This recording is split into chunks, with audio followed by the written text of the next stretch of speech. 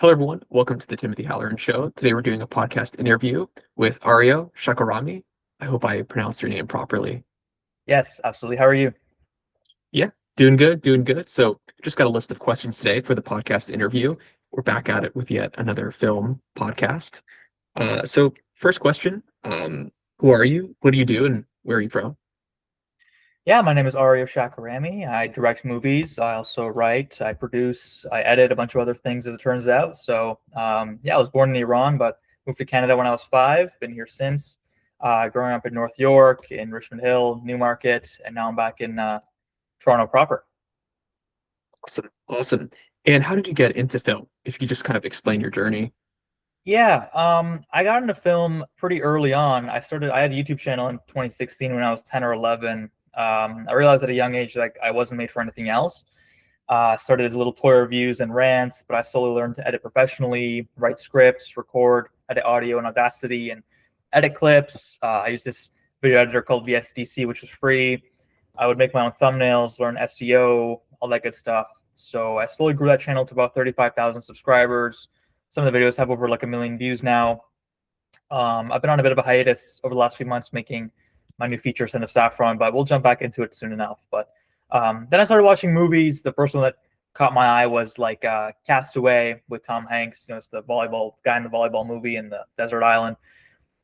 Such a fantastic film, and just seeing Tom Hanks acting, the use of music or non-use, I should say, how he was be able to make you cry over like a volleyball was so. I knew at that moment that I had to make movies, whether it was acting or directing. But I eventually settled on directing. So yeah.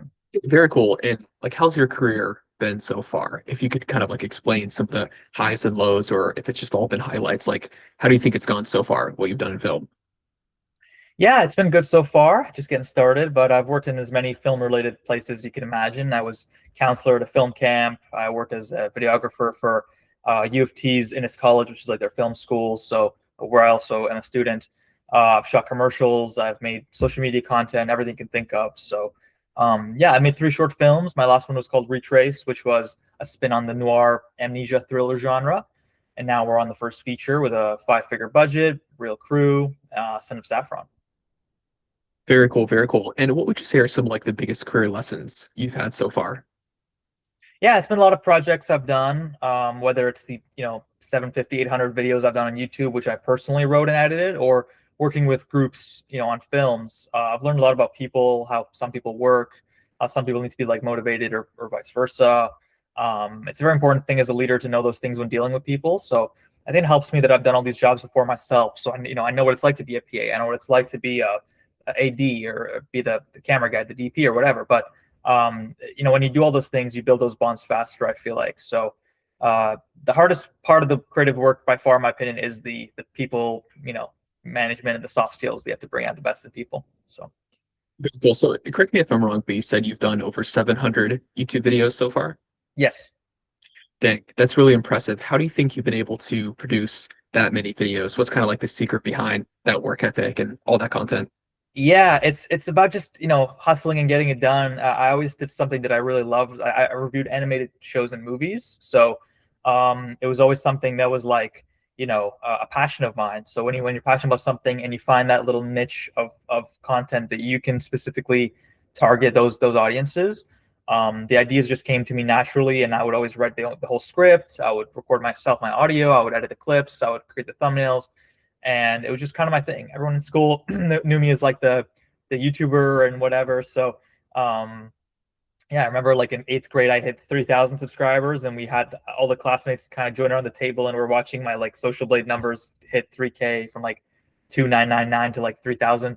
And then more recently, I got to like 35,000. So it's been a lot of fun doing that. But yeah, it's just about having that discipline, I feel like. So professionally and with your craft, what would you say is like your biggest strength and like your biggest weakness?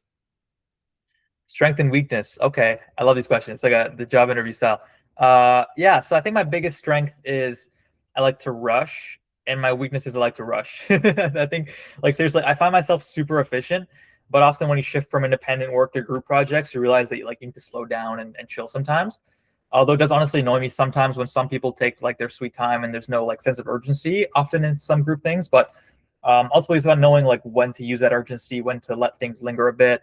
Even when directing, I call cut like super early, and that's something that's probably going to bite me in the edit. But at the same time, like we got 100% of our shots in this last block we shot this feature for, so like a lot of that's just having the right momentum, so having the right attitude, the right speed. But I would say rushing is something that could be both a positive and a negative, often more negative, but I feel like sometimes it helps me with, meeting deadlines and stuff. So Very cool. And what project are you currently working on? Like, how's that going?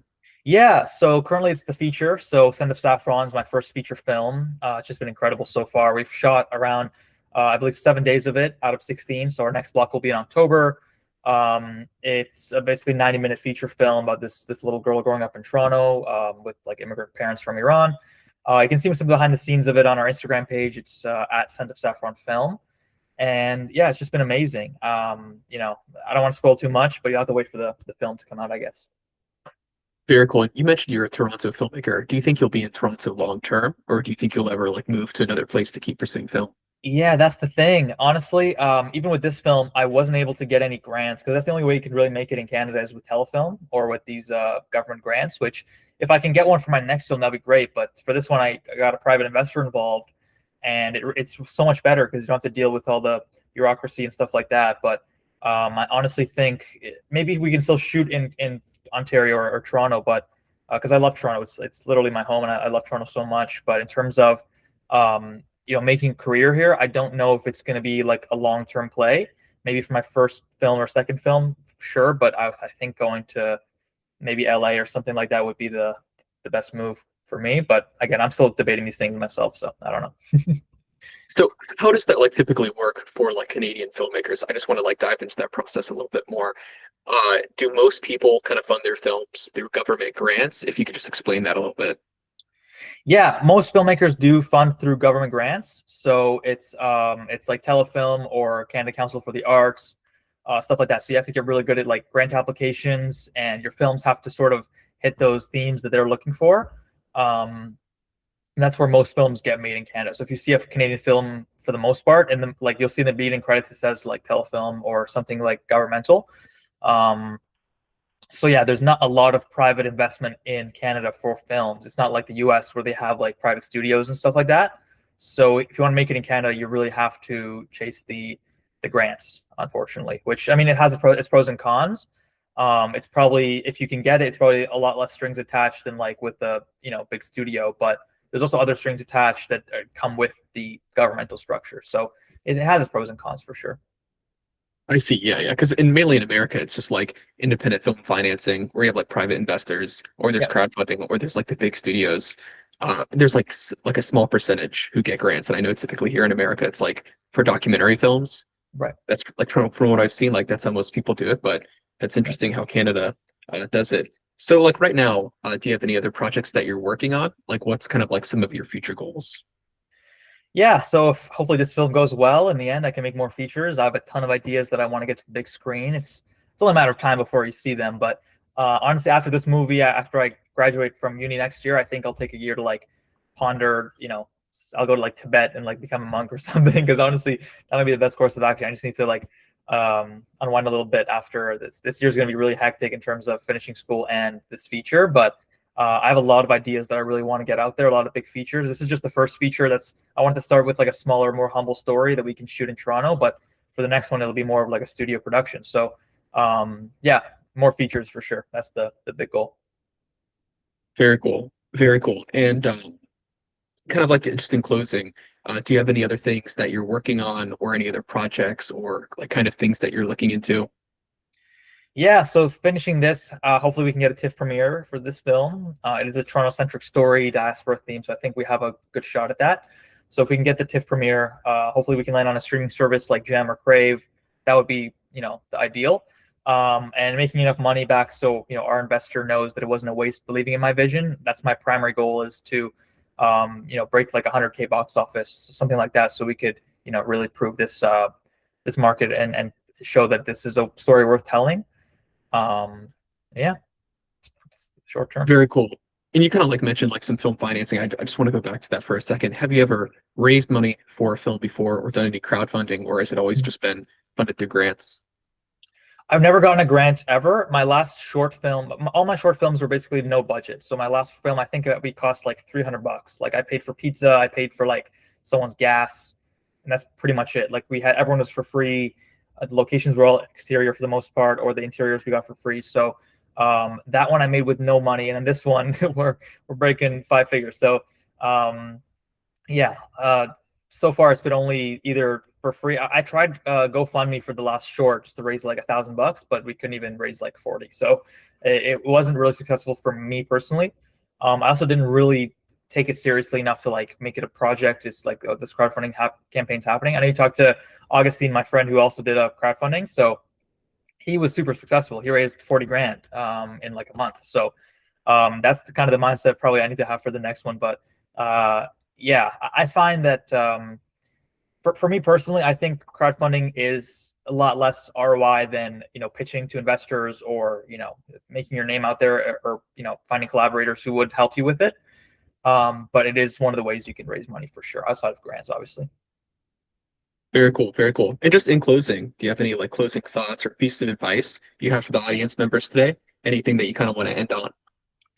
Yeah, I would say go out there and make something special, get some money together, learn those pitching skills, make something and that means something to you, put yourself out there. I'm 20 years old. I'm not even out of university yet, making my first feature film.